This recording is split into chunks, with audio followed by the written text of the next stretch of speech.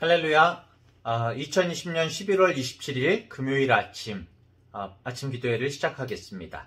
오늘 하나님의 말씀은 역대하 21장 2절부터 20절까지의 말씀입니다. 여호사밧의 아들 여호람의 아우들 아사랴와 여히엘과 스가랴와 아사랴와 미가엘과 스바랴는 다 유다왕 여호사밧의 아들들이라. 그의 아버지가 그들에게는 은금과 보물과 유다 견고한 성읍들을 선물로 후히 주었고, 여호람은 장자임으로 왕위를 주었더니 여호람이 그의 아버지의 왕국을 다스리게 되어 세력을 얻은 후에 그의 모든 아우들과 이스라엘 방백들 중 몇 사람을 칼로 죽였더라. 여호람이 왕위에 오를 때에 나이가 32세라 예루살렘에서 8년 동안 다스리니라. 그가 이스라엘 왕들의 길로 행하여 아합의 집과 같이 하였으니 이는 아합의 딸이 그의 아내가 되었음이라. 그가 여호와 보시기에 악을 행하였으나 여호와께서 다윗의 집을 멸하기를 즐겨하지 아니하셨음은 이전에 다윗과 더불어 언약을 세우시고 또 다윗과 그의 자손에게 항상 등불을 주겠다고 말씀하셨음이더라.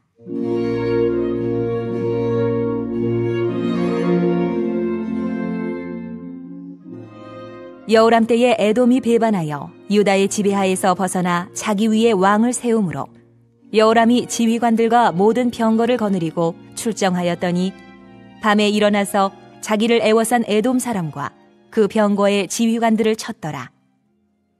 이와 같이 에돔이 배반하여 유다의 지배하에서 벗어났더니 오늘까지 그러하였으며, 그때에 림나도 배반하여 여호람의 지배하에서 벗어났으니 이는 그가 그의 조상들의 하나님 여호와를 버렸음이더라.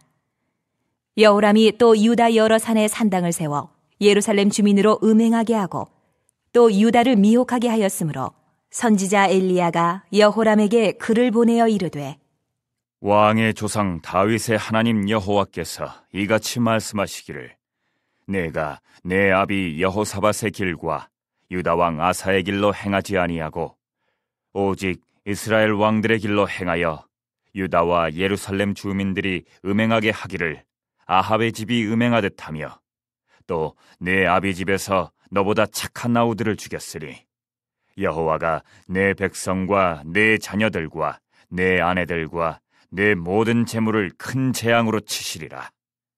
또 너는 창자의 중병이 들고 그 병이 날로 중하여 창자가 빠져나오리라 하셨다 하였더라.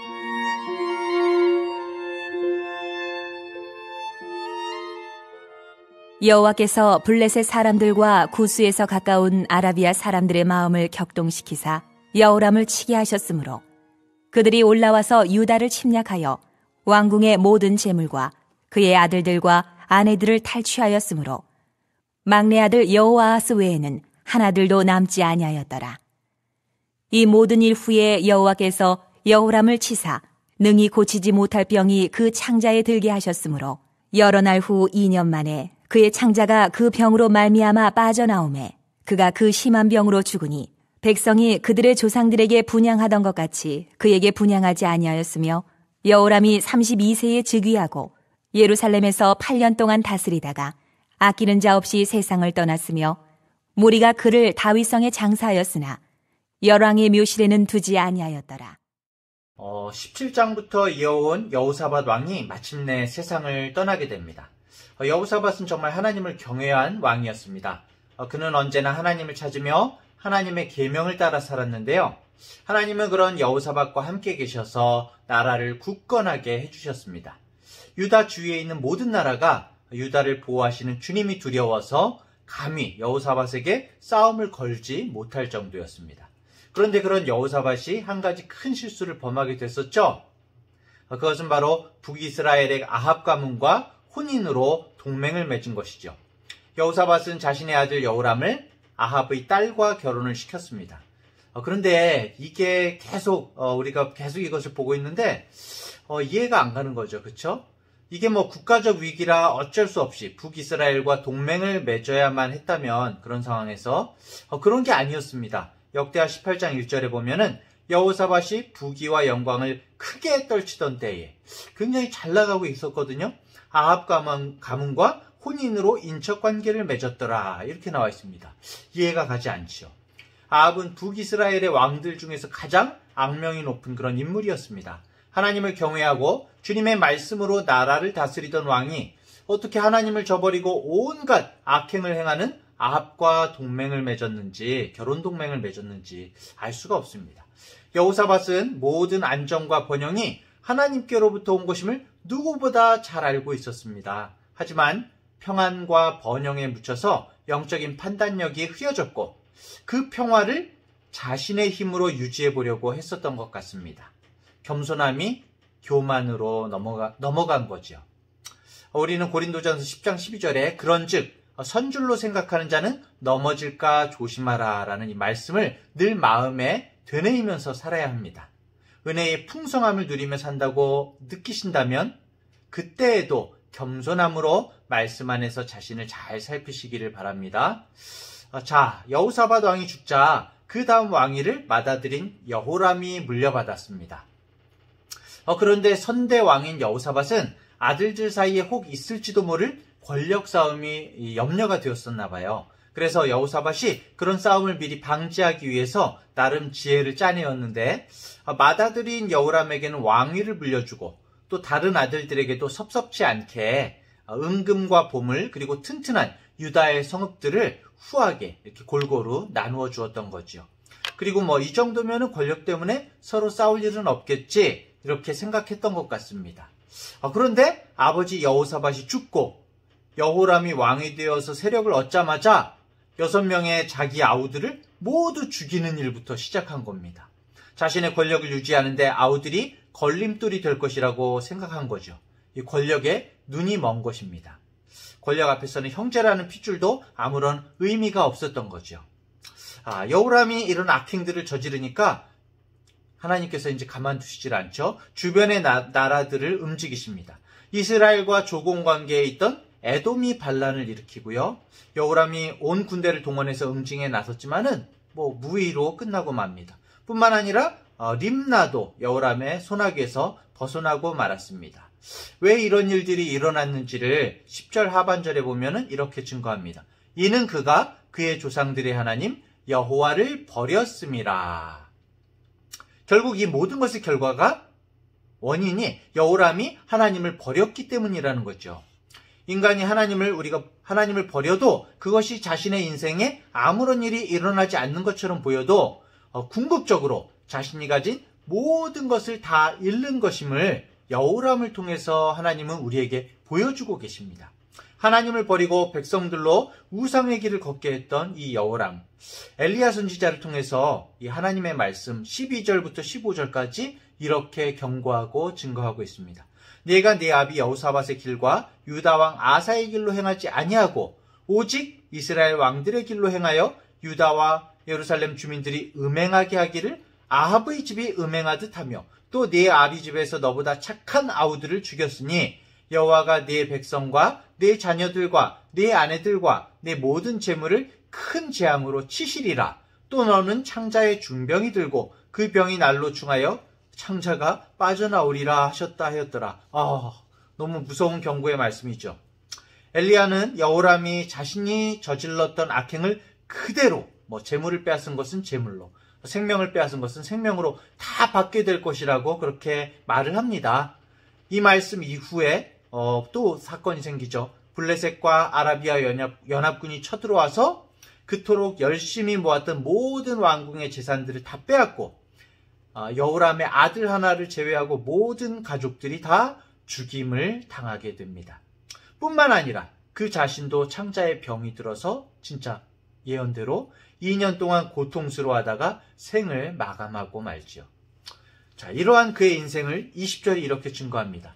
여호람이 32세에 즉위하고 예루살렘에서 8년 동안 다스리다가 아끼는 자 없이 세상을 떠났으며 무리가 그를 다윗성에 장사하였으나 열왕의 묘실에는 두지 아니하였더라. 자, 아우들을 모두 죽이고 그렇게 권력을 잡았는데 이런 여호람이 천수를 누리고 무소불위의 권력을 행사하지도 못한 겁니다. 32살의 왕이 되어서 40세에 죽었습니다. 그리고 그의 죽음 이유가 어떻습니까? 그를 아끼는 사람이 아무도 없고 왕릉에 묻히지도 못했다고 말을 합니다. 참 비참하죠. 그런데 이런 여호람이 하나님을 버리는 구체적인 원인이 뭘까요? 여호람이 이런 악행의 길을 가게 된 제일 근본적인 원인을 6절 상반절이 이렇게 증거합니다. 그가 이스라엘 왕들의 길로 행하여 아합의 집과 같이 하였으니 이는 아합의 딸이 그의 아내가 되었습니다. 결국 처음의 문제로 다시 돌아가게 된 거죠. 여호람이 그의 아버지와 전혀 다른 삶을 살았던 것은 그의 부인이 아합의 딸이었기 때문이라고 말합니다. 이 여인이 어떤 사람인지는 다음 장인 22장에서 아주 상세하게 나오는데요. 여호람 대에서뿐만 아니라 다음 장을 보면 유다 집안을 완전히 풍비박산을 냅니다. 정말 남자가 아무리 오랫동안 가정에서 바르게 교육을 받아도 여자에 의해서 참 단숨에 망가질 수 있는 것 같습니다. 가정의 제사장은 아버지이지만은 가정을 세우는 것은 어머니라는 말이 있는데요. 참 여자의 힘이 큰 것 같습니다. 물론 반대로도 생각할 수 있죠. 우리 중앙대학교의 모든 청년들은 그렇기 때문에 다른 조건이나 외모보다 하나님을 경외하고 제대로 된 인격을 갖춘 배우자들을 만나시기를 축복합니다. 선대의 여호사밧 그리고 여호람은 그렇게 정략적으로 결혼하면 나라를 굳건히 세울 수 있을 것이라고 생각했지만 그것이 오히려 유다를 망치는 길이 되고 만 겁니다. 자, 그런데 본문은 또 한 사람, 여호람의 부인과는 정반대에 있는 사람을 소개하고 있는데요. 여호람이 그토록 악을 저질렀음에도 하나님께서 기다려주시고 계속 살피시는 이유를 7절이 이렇게 증거합니다. 여호와께서 다윗의 집을 멸하기를 즐겨하지 아니하셨음은 이전에 다윗과 더불어 언약을 세우시고 또 다윗과 그의 자손에게 항상 등불을 주겠다고 말씀하셨음이더라. 결국 바로 다윗을 말씀하시는 겁니다. 여호람의 그 모든 악행에도 불구하고 다윗과 맺은 언약으로 인해서 하나님께서 그 집안 대대로 은총을 베푸셨던 겁니다. 다윗 한 사람이 사실은 온 유대의 역사를 다 살렸다고 해도 과언이 아닌 거지요. 하나님은 약속에 신실하신 분이십니다.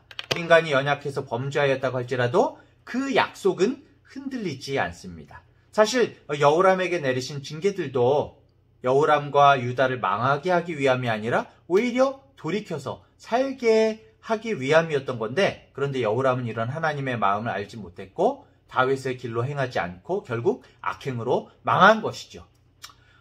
역대기서는 바벨론 포로에서 돌아온 이후에 과거를 참회하면서 기록되었다고 했습니다.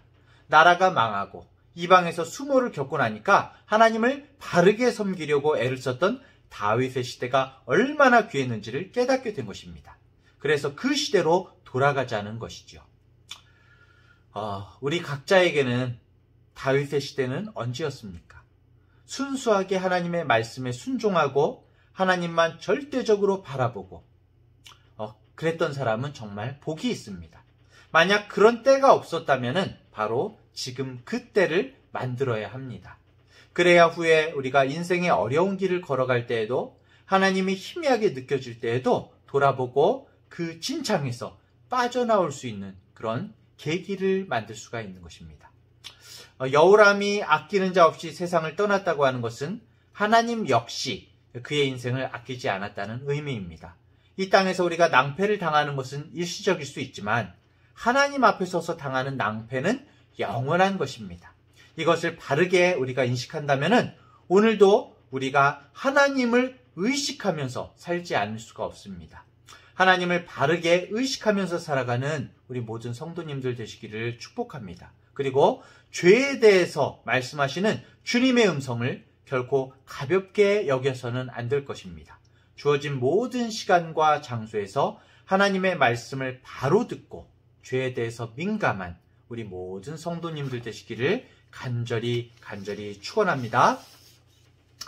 오늘 함께 기도할 하나님 앞에서의 기도를 나눕니다.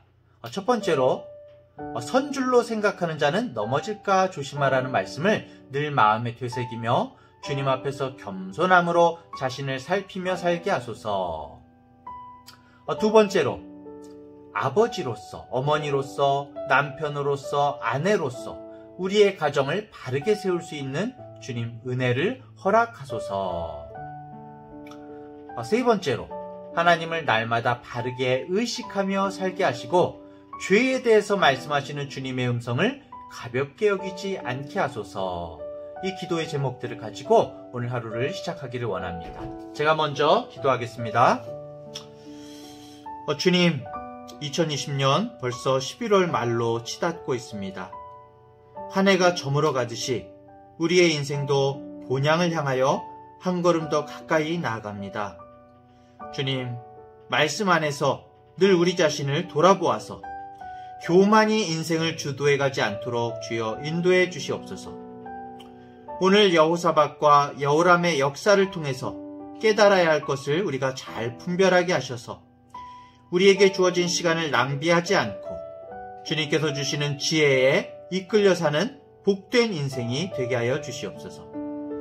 특별히 오늘 말씀을 통해서 한 사람의 역할이 얼마나 중요한지를 알았습니다. 나의 삶과 신앙이 가정을 세울 수 있고 허물 수도 있다는 것을 잊지 않게 하여 주시옵소서.